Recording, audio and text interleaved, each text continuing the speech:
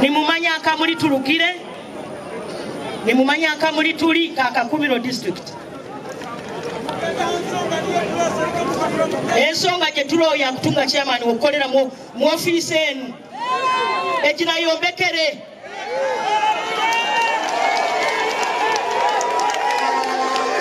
na bwensonga eyo abwokwenda obusinge muwulirize abwokwenda obusinge omu district yaitu ya Kakubiro obwenkulola abantu ne barwana obwenkulola abantu ne babagura kulira ni sasa na bwensonga eyo nsabire Fred Byamukamalika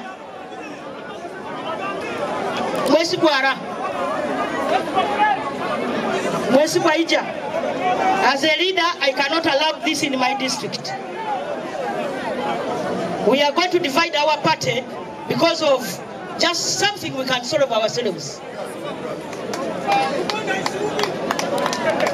Mwesi Gwaliwa. Banubona bana bange. Nkusaba Mwesi Gwa olekere Fred Byamukama.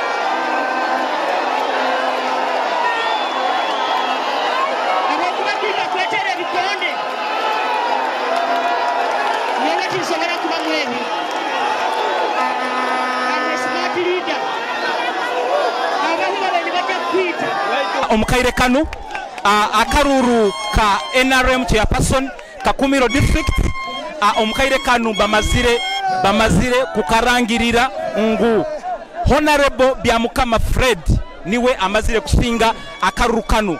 Yes, abantu mulingo mukurora enu side yona ebeire ya Byamukama Fred kandi bali ba supporters baye bamani muno nebigambo byatumwesije Josephat abaire mukikaro kinu nawe tugenda ku bantu bibayikiyaho leka mbahereze yo supporter omu atugambire ekiro sasinu waitu amabara gange ni nyobusinge Robert atoke mufumambogo akarukanu kabaire kata akabara kabaire karungi muno akarukanu ngero kwano karora omusajja Byamukama Fred abera amazire kukasinga abasajja baroze tubasingire bayikiriza bahanika gali mazimo omusajja akasingire kurungi muno kandi atara kumwakaliza mazima genyini Byamukama Fred niwo omusajja akuyamba buromu omu Kakubiro district niwo akumanya omunaku niwo akumanya omulema niwo akumanya buli muntu wena buli size yona na habwe tukusima ruhanga abo tuwa mukisa gunu Byamukama Fred okusinga akarukanu NRM oye Musabani oye yes ogwo niwe